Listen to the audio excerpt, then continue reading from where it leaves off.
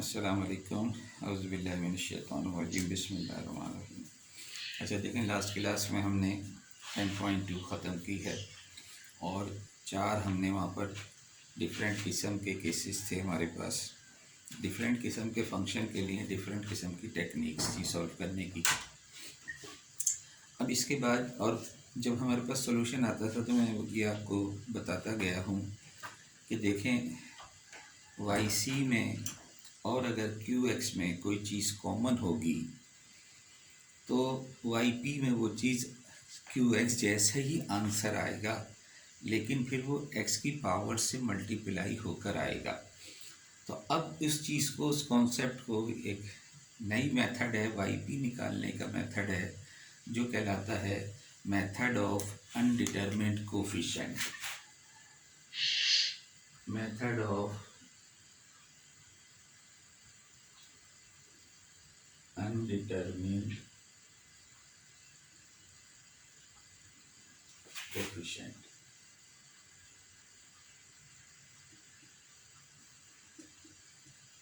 UC undetermined coefficient, MUC भी लिख देते हैं मेथड के हिसाब से, तो method of undetermined coefficient.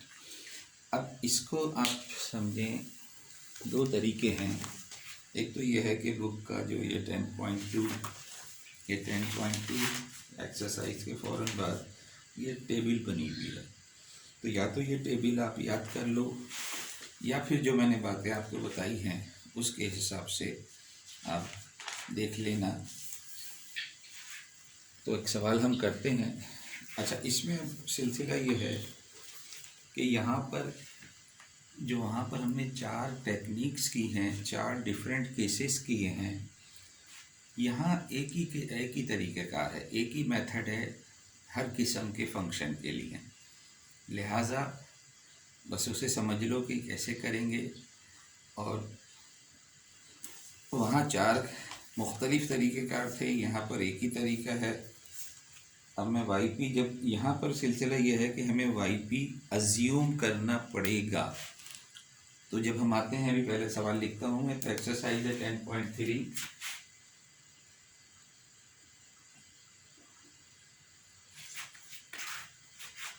Question number 1, y double dash minus 4y dash plus 4y is equal to e⁻² 2x। लेकिन सवाल तो सिर्फ इतना ही है, लेकिन मैं इसमें e⁻³ भी लिख देता हूँ। थोड़ा सा इजाफा कर दिया है मैंने।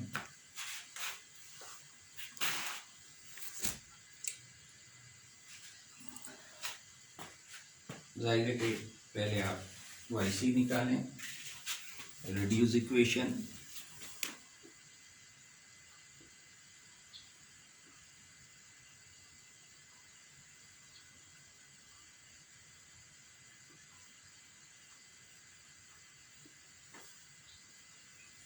ऑक्सिलरी इक्वेशन,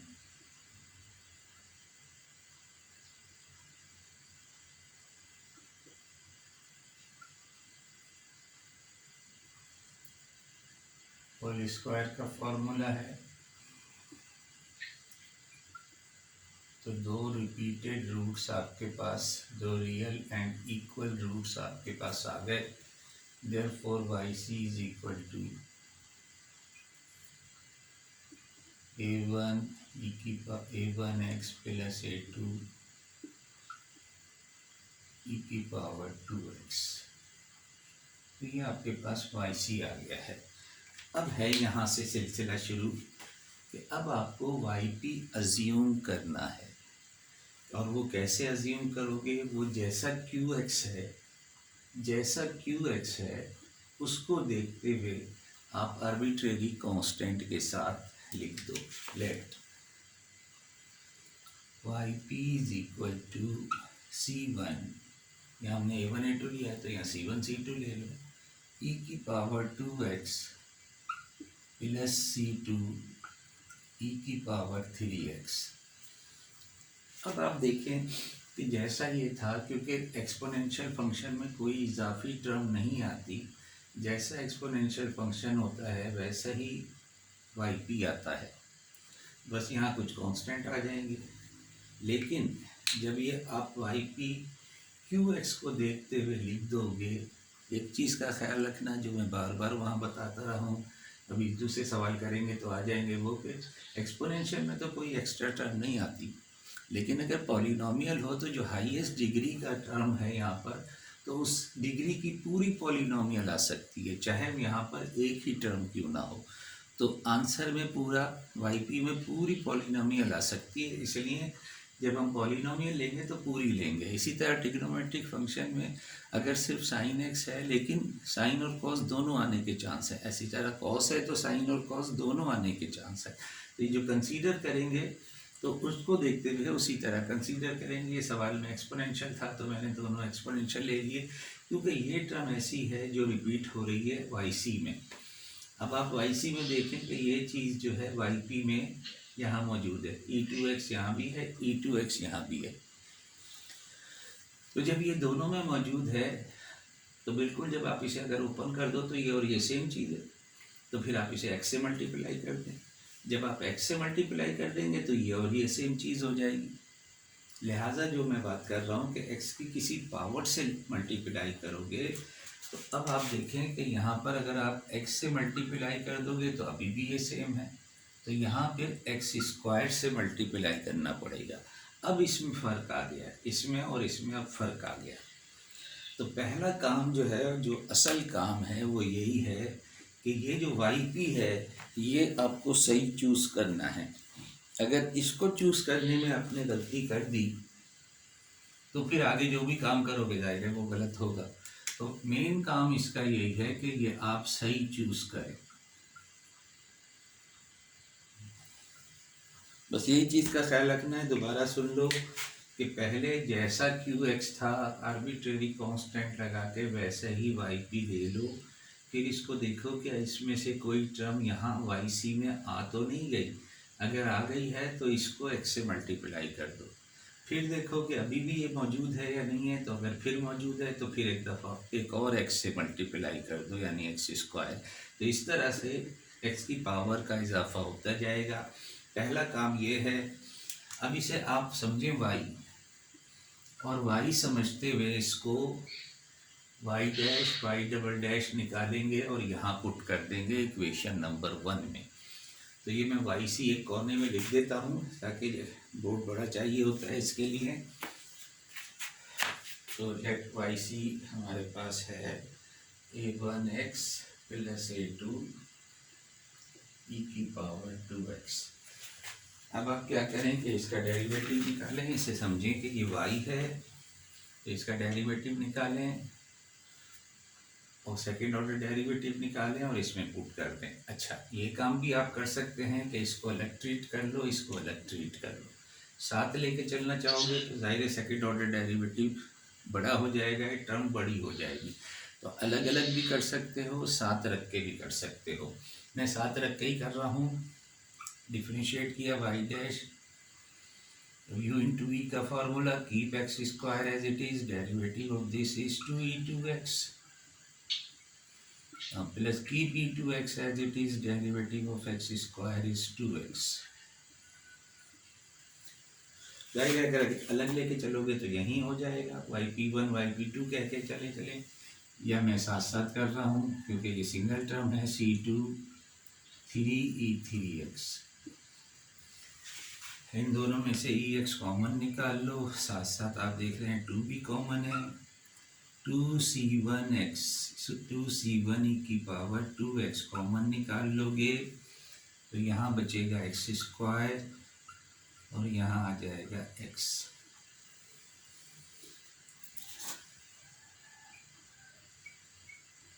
और ये आपके पास है 3c2 e3x।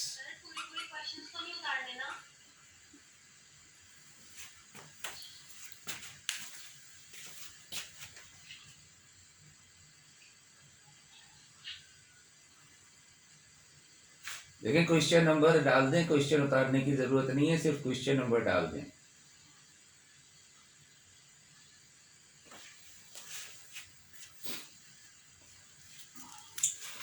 तो ये आपके पास वाई डैश आ गया है। अगेन डिफ्रेंशिएट करोगे तो वाई डबल डैश आ जाएगा।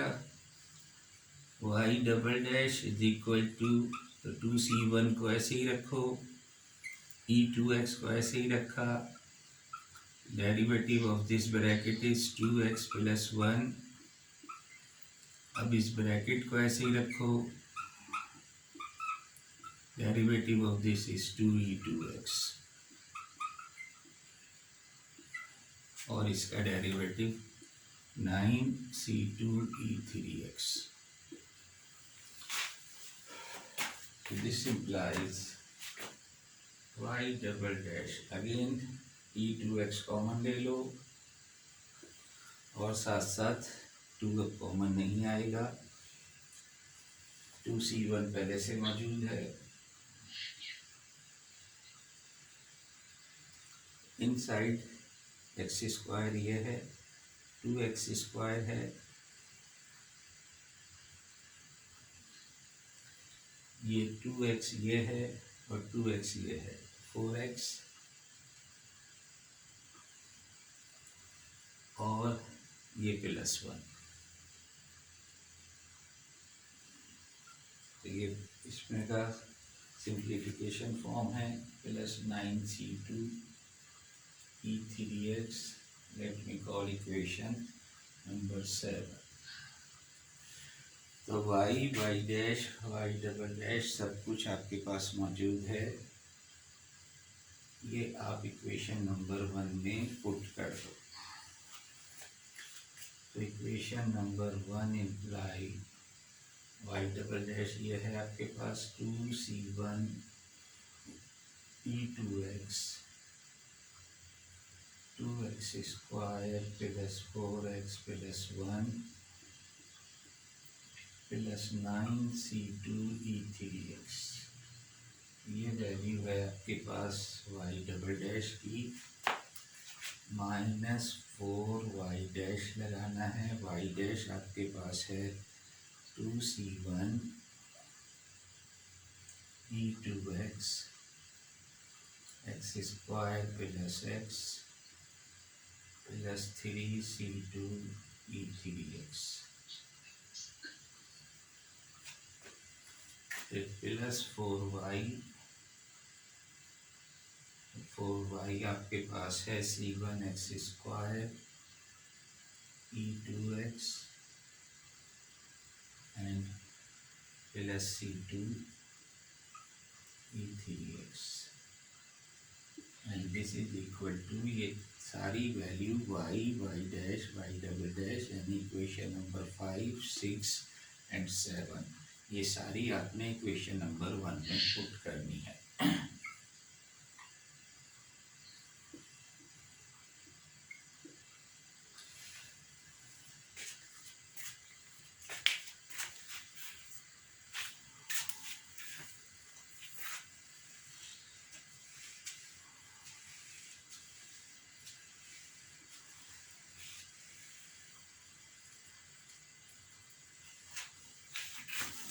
ये सब वैल्यू आपने पुट कर ली।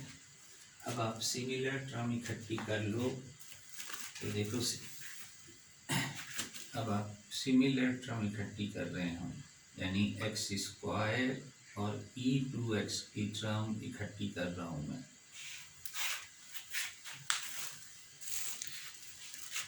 ये है एक्स स्क्वायर e2x, इसके साथ ये मैंने भाग कॉमन ले लिया है, 2c1 ये है और 2 ये है, तो ये हो जाएगा 4c1। ये टर्म मैंने ले ली। ये देखो एक्स स्क्वायर e2x, इससे मल्टीप्लाई करोगे तो ये -8c1, ये टर्म मैंने ले ली। ये देखें आप, ये +4 का c1, ये टर्म मैंने ले ली। तो इस तरफ से मैंने एक्स स्क्वायर e2x की सारी टर्म इकट्ठी कर ली, प्लस एक्स e2x की टर्म इकट्ठी कर रहा हूँ अब मैं। x2x ये है, तो ये जब इससे मल्टीप्लाई करोगे तो ये 8c1 हो जाएगा। 8C1, ये देखें आप, माइनस इससे मल्टीप्लाई होगा तो -8 और इससे मल्टीप्लाई होगा तो ये भी -8C1। तो ये टर्म इकट्ठी कर दी, यहाँ नहीं है, इसको यहाँ क्लोज कर दो। अब आप देखें सिर्फ e2x की टर्म, सिर्फ e2x की ये है 2C1, ये भी टर्म इकट्ठी हो गई, और एक ये है प्लस का 4C2, ये नहीं है, बस 2C1 है, ये तो C3 की टर्म है, ये भी C3, ये सब C3, सारी टर्म C2 की इकट्ठी हो गई। अब आप e3x की टर्म इकट्ठी कर लो, तो ये है 9C2, ये इसके साथ -12C2,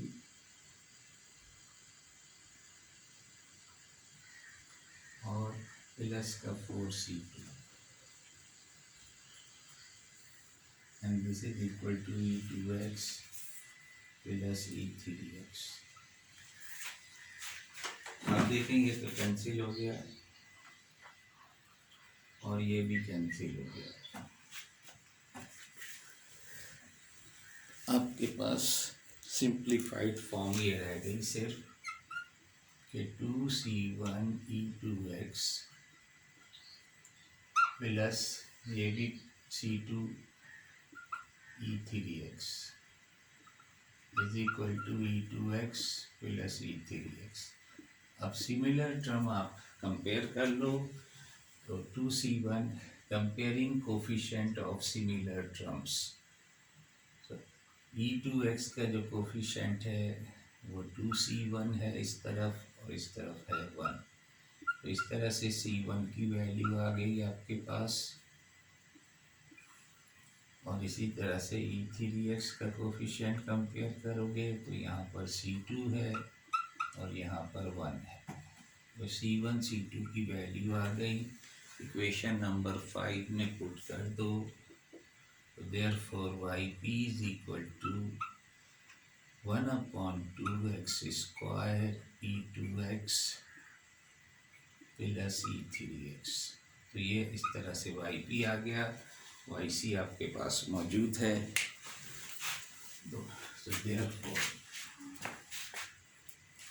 therefore y is equal to a1x plus a2 e raised to power 2x plus x square e2x upon 2 and plus e3x, that will be the general solution। तो इस तरह से ये आपके पास सॉल्यूशन हासिल हो जाता है। तो ये मेथड है। अब मैंने जैसे कहा था कि चाहते आप तो अलग अलग करके कर लेते, e2 के को इकट्ठा करते yp1 कहते और उससे आगे बढ़ जाते, इसको yp2 कहते और आगे बढ़ जाते। तो ये चूँकि एक्सपोनेंशियल फंक्शन थे दोनों हमने लिए, तो दोनों एक जो था वो ज़ीरो वाला केस था, एक नॉन ज़ीरो वाला केस था। तो यहाँ ज़ीरो और नॉन ज़ीरो भी आपको देखना नहीं पड़ा, सिर्फ कंपेयर करना पड़ा कि yc और qx में क्या कोई चीज़ कॉमन है या नहीं है। एक और सवाल देखते हैं।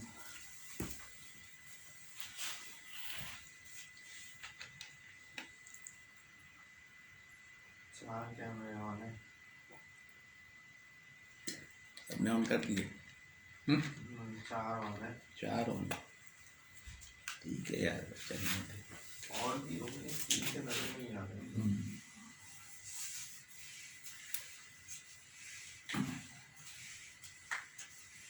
चंपल लोगों ने अटेंडेंस करा दिया अभी तक।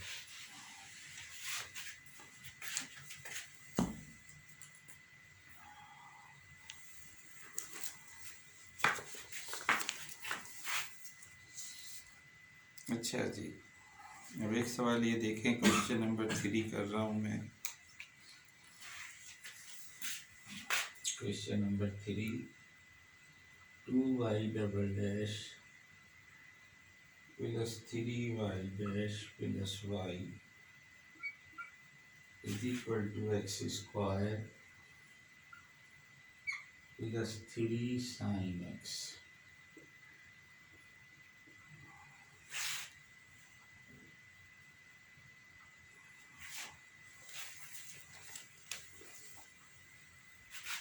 अब देखिए यहाँ पर पॉलिनोमियल भी है और ट्रिग्नोमेट्रिक भी है, दोनों फंक्शन यहाँ मौजूद हैं। तो यहाँ हम अलग अलग ही करेंगे, अदरवाइज़ बहुत ज़्यादा कोफिशिएंट हो जाएंगे तो इक्वेशन बहुत बड़ी हो जाएगी। तो हम दोनों को अलग अलग सपोज करके करेंगे वाई पी निकालते वक्त। तो पहले तो वाई सी निकालना है, रेड्यूस इक्वेशन।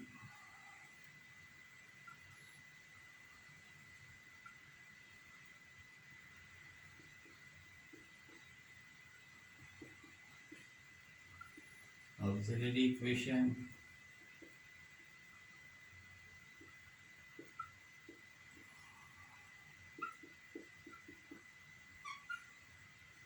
फैक्टराइजेबल है, फैक्टर बना लें 2m square plus 2m plus m plus 1,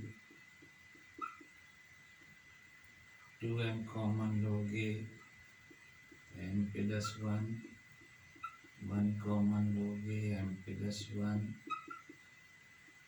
m plus 1 and 2m plus 1 are the factors. m की वैल्यू आ गई -1 एंड -12।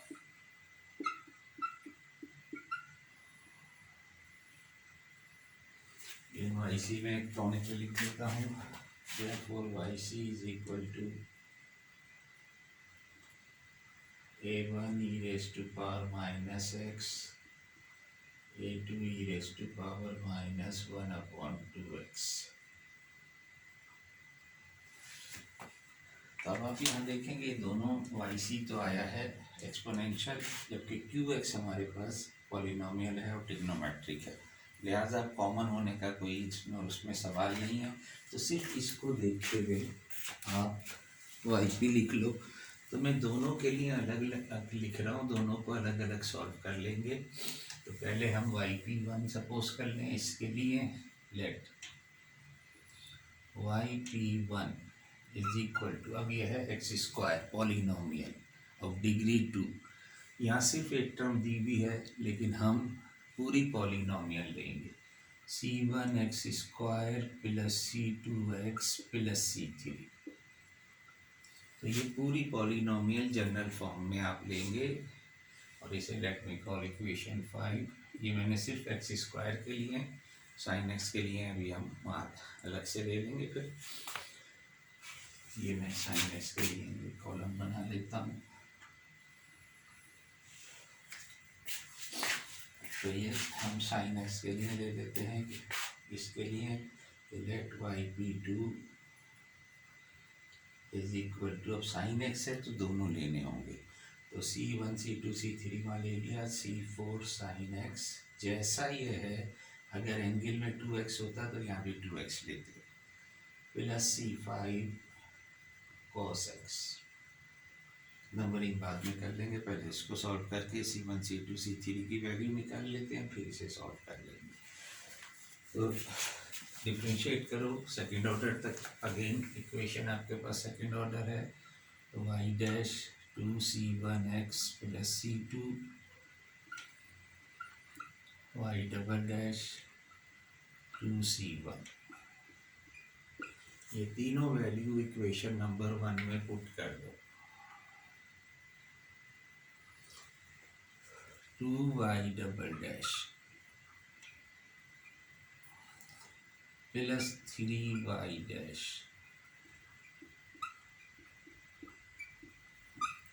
प्लस y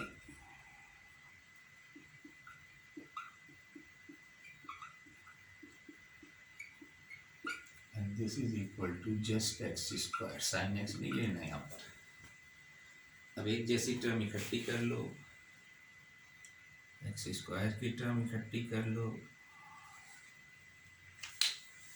लेकिन एक्स स्क्वायर सिर्फ यहाँ पर है, c1 एक्स की टर्म इकट्ठी कर लो, तो एक्स की टर्म यहाँ पर है 6c1 प्लस c2। इकट्ठी कर ली आपने और आखिर में कांस्टेंट टर्म, तो कांस्टेंट टर्म ये है 4c1, यहाँ पर x प्लस 3c2 और ये इकट्ठी कर ली आपने और आखिर में है c3 and this is equal to x square.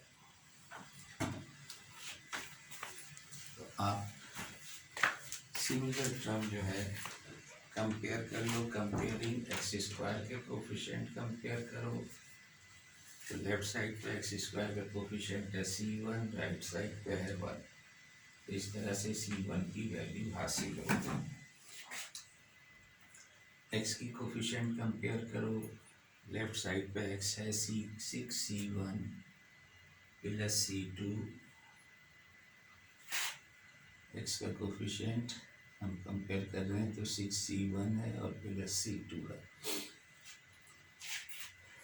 और राइट साइड पे एक्स का कोफिशिएंट है 0, तो c1 की वैल्यू आपके पास आ चुकी है, तो c2 is equal to -6c1, c1 1 है यानी -6 आ गया, तो c2 भी आ गया। अब कांस्टेंट कंपेयर कर लो, तो कांस्टेंट लेफ्ट साइड पे है 4c1 plus 3c2 plus c3 और राइट साइड पे कोई कांस्टेंट टर्म नहीं है तो 0। From here we can find the value of c3 which is -4c1 -3c2। c1 c2 की वैल्यू आपके पास आ चुकी है, पुट कर दो, c1 1 है तो ये -4 रहा, ये -6 है, इसकी जगह -6 रखोगे तो ये प्लस का 18, तो c3 आपके पास आ गया 14, तो c1 c2 c3 आ गया, तो यहाँ पुट कर दोगे तो yp1 आपके पास हासिल हो जाएगा।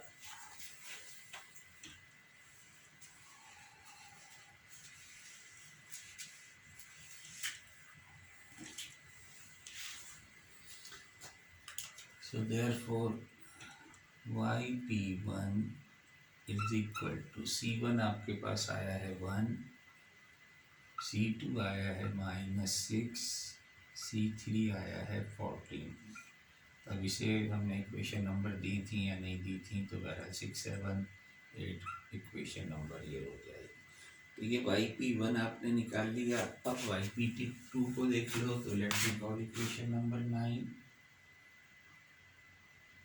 यहाँ से y डैश निकालो, तो साइन का डेरिवेटिव कॉस, कॉस का डेरिवेटिव माइनस साइन, इसको आप इक्वेशन 10 कह लो, y double dash c4 minus हो जाएगा साइन x और माइनस c5 cos x।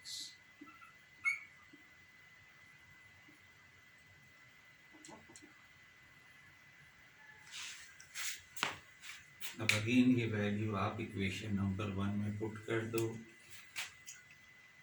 जब 1 में पुट करोगे तो 2y डबल डैश है -c4 sin x -c5 cos x plus 3y dash आपके पास है c4 cos x -c5 sin x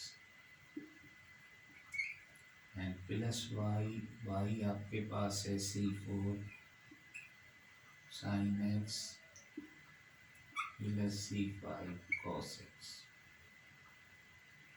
और राइट हैंड साइड पे आपके पास है 3 sin x।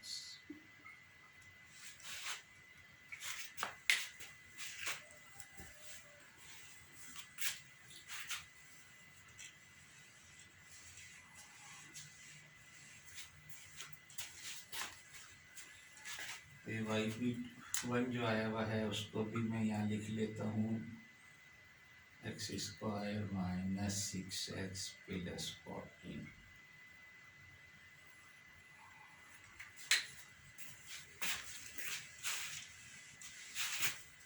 अब देखें यहाँ लेफ्ट हैंड साइड पे सिर्फ 2 ही टर्म है, साइन और कॉस, साइन और कॉस, तो साइन एक्स के टर्म इकट्ठी करो साइन एक्स के साथ क्या क्या मौजूद है? साइन एक्स के साथ है, यहाँ से शुरू हुआ है, दिस इम्प्लाइज साइन एक्स के साथ है -2c4,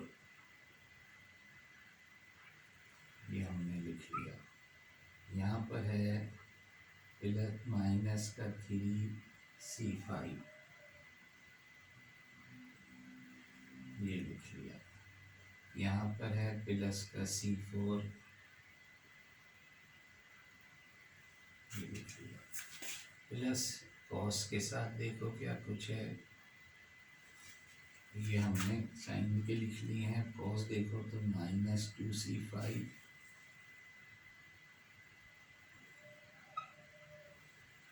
ये लिख लिया।